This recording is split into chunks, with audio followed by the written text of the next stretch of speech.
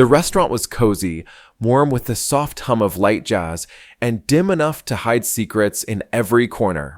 Chloe sat by the window, her fingers nervously grazing the rim of her wine glass. Across from her, Joe, her new friend, or perhaps more than a friend, was smiling, a casual, confident grin that made her heart race. Tonight, Joe had taken her out to this quiet, hidden spot in the city. There was no risk of running into anyone who might recognize her, or so she thought. She had gone the extra mile tonight with her makeup, double-checking everything before they met. After all, Chloe knew the power of looking perfect. Joe got up from the table and said he needed to excuse himself for a few minutes to use the restroom. As she fixed a stray hair and patted the sides of her mouth with her finger to make sure her lipstick hadn't smudged, a thought crossed her mind. Joe was taking a bit long in the restroom. Maybe it was just nerves, she thought, but she couldn't shake the slight chill running down her spine. Her phone buzzed softly, pulling her from her thoughts. She looked down, and her heart skipped a beat. Alan, the call from her husband caught her off guard, especially since he was supposed to be at work. Clearing her throat, Chloe lifted her phone and, in her sweetest tone, answered, "Yes, honey." "Darling," Alan's voice was calm but edged with something Chloe couldn't quite place. "Where are you right now?" She felt a bead of sweat forming at her temple and quickly laughed it off. "I'm on a date." "Just kidding," she replied, her voice light with a playful tone. "I'm just catching up with some friends from the conservatory, honey." There was a short silence. "Unfortunately, it's not a joke." "Turn around, Chloe." The words echoed in her ear, sharp and clear. She froze, heart pounding, and slowly looked around. There, in the dim light of the restaurant, seated at a far-off table in the corner, was Alan. He gave her a slow wave, his face unreadable. Her throat went dry. Taking a shaky breath, she held her phone tightly, whispering, "Alan, why are you here? Why aren't you at work?" Alan's voice remained calm. "Change of plans. I thought I'd grab a quick bite. But imagine my surprise when I saw my own wife sitting here with some guy, looking a little too cozy." His voice was calm, but his words hit Chloe like a punch. Her pulse quickened as she grasped for an excuse. "Wait, what? You're misunderstanding. You think I'm on a date? What about you? You're sitting with that pretty woman over there." Alan chuckled softly. "That's Jessica, Chloe. My lawyer." Chloe's heart plummeted, leaving her grasping for words. Chloe wasn't about to let Alan or his lawyer friend get the best of her. She took a steadying breath, straightened her shoulders, and with a hint of a smile, made her way over to their table. Her heels clicked softly on the floor as she approached, and she took her seat next to them with all the calm she could muster.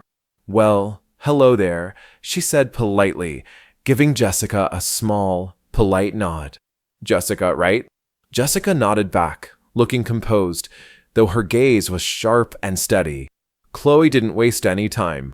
She turned to Alan, her voice sweet but edged with challenge. "Honey, I have to ask, what's going on here? Why are you out having dinner with a lawyer? Did something bad happen that you haven't told me about?" Alan looked at her, a small, unreadable smile tugging at the corner of his mouth. "Well, Chloe," he said slowly, "I suppose you could say I'm in a rather unpleasant situation. It's kind of embarrassing, really." He leaned back, looking between her and Jessica with a shake of his head. "I never thought I'd be here, sitting with my lawyer, but here I am. You know, I just hope I'm not getting fitted for reindeer antlers this Christmas," he said, his voice calm but his eyes hard. Chloe felt her cheeks burn, but she forced herself to smile, keeping her voice light. "That sounds awful, honey," she replied, turning to Jessica with a small laugh. "What do you think, Jessica? Imagine that your husband, who says he works the night shift, is actually secretly spying on you. A little paranoid, don't you think?" Jessica's smile was smooth, her eyes giving nothing away. "Oh, trust me, life has a way of surprising us, which is why I'm here to help couples through times like these." Chloe let out a soft chuckle, though her heart was racing. "So, a divorce lawyer, huh? Well, Alan, I'd hate to see you jump to conclusions. It's just dinner with an old friend, you know. She looked back at Alan, the smile never leaving her face. A little impulsive of you, don't you think? Alan took a long, slow sip from his glass, his eyes steady on Chloe. When he set it down, he gave her a calm, almost amused smile. Chloe, you know I'm a calm, rational man. I don't make decisions on a whim. I prefer to think with a clear head. He leaned forward, his gaze piercing. So why don't you go ahead and tell us about Joe? Is he a friend, or maybe something more? Chloe didn't miss a beat, her own smile holding steady. Alan, please, I've told you already, Joe is a friend from the conservatory. He's a brilliant pianist. She shrugged, keeping her tone light.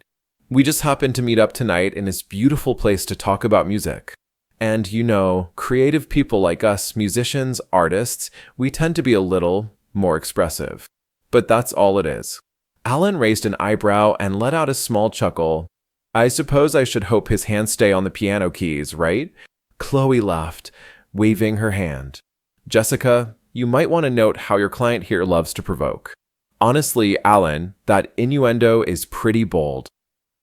Jessica simply shrugged, watching the exchange closely, but without much reaction. Alan's expression turned more serious, though a slight smile remained. So, Chloe, he said, his voice calm but firm, you're telling us that you and Joe are just friends. No, intimate involvement. Chloe looked from Alan to Jessica, then back to Alan, a playful glint in her eye. Alan, we're just friends, pure and simple. Unless, of course, Jessica here considers a love of music a reason to file a suit for infidelity. She laughed, glancing at Jessica, who chuckled and shook her head. Oh, I wouldn't go that far, Chloe, Jessica said, smiling. I think I can handle the situation without getting too dramatic. Alan smirked, clearly amused. This whole scene was almost funny to him, her quick defenses, her breezy responses. All right, honey, but you know, I'd love to hear what Joe thinks of your friendly relationship. He leaned back, crossing his arms.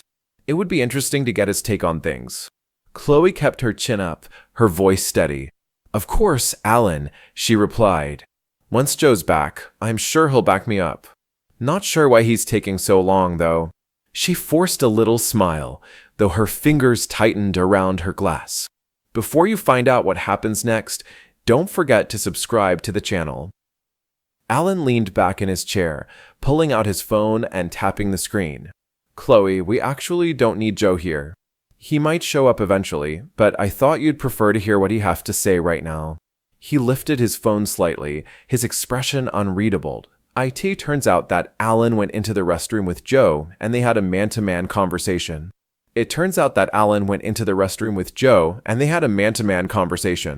With a tap, a recording began to play. Chloe and Jessica exchanged quick glances, both bracing themselves for what was about to play out. First, Alan's voice came through. Hey, man, is that cute redhead over there your friend?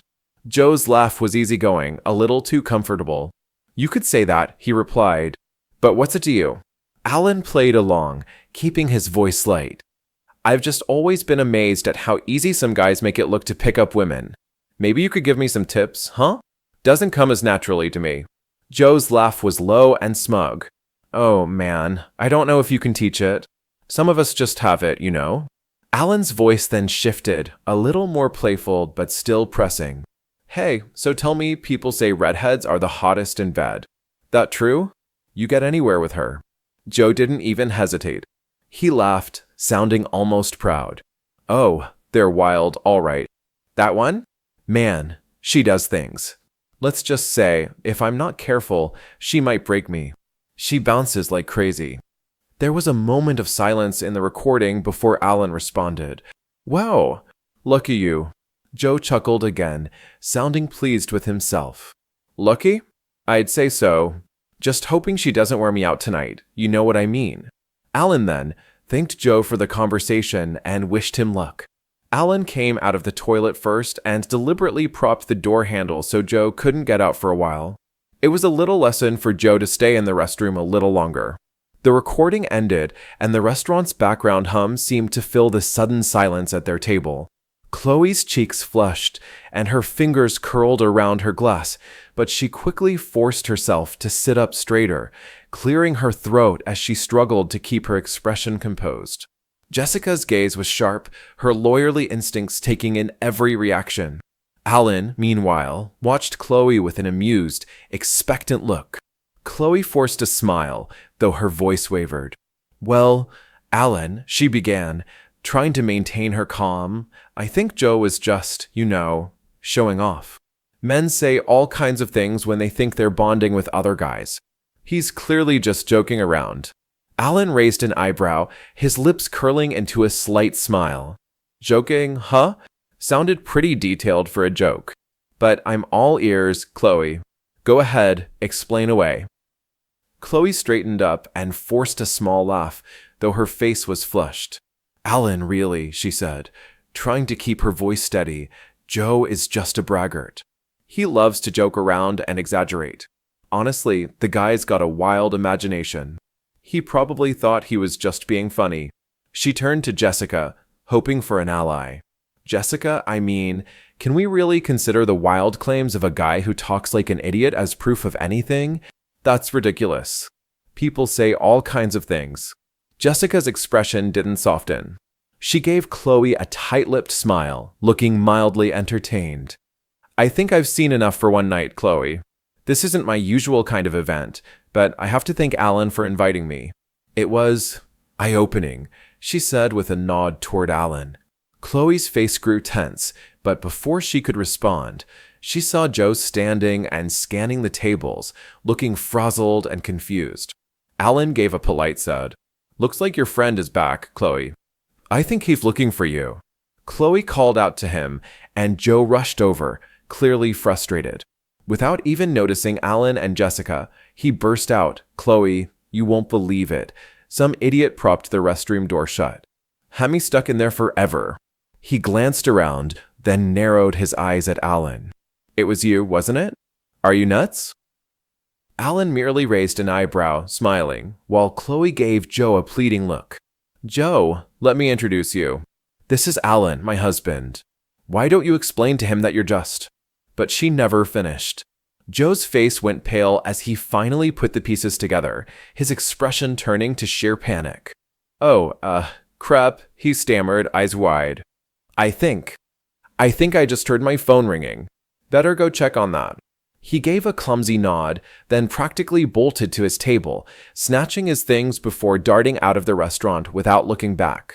Chloe stared after him, speechless, her face a mixture of shock and anger. Alan chuckled softly, shaking his head. "Chloe, looks like Joe may be a decent lover, but he's a pretty unreliable friend. Seems he's not willing to stand by you in a tough spot." He glanced at Jessica, then back to Chloe. "Anyway, it's about time to pay up and head out, don't you think?" Jessica rose from her chair, nodding in agreement as she gathered her things. Alan stood, giving Chloe one last look. "Oh, and honey," he added with a half-smile, "you'll be covering dinner with Joe out of your own pocket." Chloe's jaw tightened, but she forced herself to nod. She called over the waiter, taking out her card with as much composure as she could muster. But when the waiter tried to swipe it, he frowned and shook his head. "Sorry, ma'am. It's not working." At that moment, Alan and Jessica passed by on their way out, and Chloe turned to Alan, her voice tense. "Alan, my card's not working. Did you do this? Are you just going to leave me here like this?" Alan shrugged, looking back with an almost sympathetic smile. "I didn't realize it would be an issue, Chloe. I just figured your friend would take care of it." "Damn it, Alan," Chloe hissed, her voice barely controlled. "You're really going to leave me here without any money?" Alan's smile widened slightly. "Come on, Chloe, you're a resourceful woman. I'm sure you'll figure something out." With that, he turned and walked out, Jessica beside him. As they exited, Jessica glanced at Alan. "I'll have the papers finalized by tomorrow morning." Alan nodded. "Thank you, Jessica." He let out a breath, ready to go home, while Chloe stayed behind in the restaurant, left to face the bill and the fallout of her evening. When Alan arrived home, the weight of the day settled heavily on him. He moved through the house, taking his time, tossing a few essentials into a suitcase. Today had been harder than he'd expected, and though part of him wanted to pack up everything tonight, he decided it could wait until tomorrow. A few days at his brother's place sounded like exactly what he needed. Barely an hour later, the front door swung open and Chloe stormed in. Her eyes flashed with frustration as she set her purse down with a thud and made a beeline for him. "Alan, what was that all about?" she fumed. "You had to make a cheap show out of everything? Dragging your lawyer along, setting me up like that? Do you know how humiliating it was?" She threw her hands up, her words tumbling out. "And to leave me there, without any way to pay? They were about to make me wash dishes or clean toilets. That's what they told me. Thank God my friend Emma came to help me out." Alan let out a laugh, a tense, stressed laugh, more reaction to his nerves than anything funny. It was a habit of his, laughing in stressful moments, and now it seemed to hit Chloe the wrong way. "What's so funny?" she demanded. Alan raised a hand, trying to keep his voice even. "Chloe," he began slowly, "what instrument do you play?" Chloe blinked, thrown off by the odd question. "What? What does that have to do with anything?" "You know I play the flute, Alan." Alan looked at her, his smile twisting with a bitter edge. "Then maybe you should go find your lover and play his skin flute." He gave a mocking bow, his voice dripping with sarcasm. "Might suit you better, and please leave me alone." Chloe's face reddened, her fists clenching at her sides. "Alan, damn you. Are you serious? You bring that woman, your lawyer, to humiliate me, and now this? Do you want a divorce? You're just going to throw it all away because of some silly thing Joe said? You're so petty." Alan felt a sharp pang in his chest. "Chloe," he said softly, "I did love you once. And maybe you loved me too. We were a great couple. But now," he shook his head, "now it's clear this means nothing to you. So, yeah, I want a divorce because my wife apparently wants to ride piano players." The words struck hard, and Chloe's face contorted with anger. Without another word, she grabbed her purse and hurled it across the room, aiming right for him. "Go to hell, Alan. Stop insulting me. I don't deserve this," she yelled, her voice cracking. Alan's face tightened, his own patience finally snapping. He picked up his sports bag, slung it over his shoulder, and looked back at her one last time. He gave her a curt, polite bow and then turned, leaving the house without another word. The next morning, Chloe opened the door to find Jessica standing there, a thick stack of papers in hand. Chloe's face hardened as Jessica held out the documents. Without a word, Chloe snatched them up, her jaw clenched. Watching Jessica's calm, unbothered expression only fueled her determination. Chloe didn't like to lose, ever. She considered herself smart, clever enough to navigate whatever Alan threw her way. As soon as Jessica left, Chloe got to work. By that afternoon, she'd already hired a well-regarded lawyer and started preparing her case. She had one main strategy: portray Alan as a jealous, overreacting husband. After all, she thought, he had only caught her having dinner with Joe, a friend, a fellow musician. Maybe Alan had just let his jealousy get out of hand. But as she thought it over, a chill crept down her spine. How had Alan known about her meeting with Joe? She'd been so careful, hadn't she? Chloe racked her brain, trying to remember if she'd let anything slip, but she came up empty. With nothing solid to worry her, she pushed the thought aside, feeling confident she could make this whole mess disappear in court. Finally, the day of the trial arrived. Chloe sat at the defendant's table, cool and collected. She and her lawyer had crafted a strong argument. Alan, they would insist, was simply a paranoid husband who'd taken things too far. But as the proceedings unfolded, her confidence began to falter. Alan's lawyer stepped forward with something Chloe hadn't anticipated: hard evidence. There were printed screenshots from Chloe's own phone, messages between her and Joe, ones that went far beyond friendly chat. Her face flushed, and she hissed under her breath, "Damn it, Alan, you went through my phone? That's a complete violation of privacy." But it didn't stop there. Alan had one more ace to play: a witness. He called their neighbor, a retired man who lived across the street, who testified that he had seen Joe coming to the house one evening when Alan was working the night shift. Chloe's lawyer tried to discredit the witness, but the damage was done. Alan's case was rock solid and Chloe's defense unraveled. By the end of the trial, the verdict was clear. Alan had won. Afterward, Chloe managed to catch up to him in the courthouse hallway. She stepped in front of him, her voice softer than it had been in weeks. "Alan, please, can we talk? Maybe we don't have to end things like this. I made mistakes, but we had something special. Isn't there any way we could try again?" But Alan's expression remained cold, untouched by her pleas. "Chloe, you didn't just make mistakes. You lied. Even now, standing here, you're trying to twist things." He shook his head. "I loved you, but betrayal? That's something I can't forgive." Chloe's face fell as she watched him turn and walk away, leaving her to face the full weight of her choices. The game she had tried to play had come back to haunt her, and now there was nothing left to do but live with the consequences. If you enjoyed the story, don't forget to subscribe to the channel for more. Your thoughts mean a lot, so drop your reactions in the comments. I'd love to hear them. Wishing you all a fantastic day and the best of luck.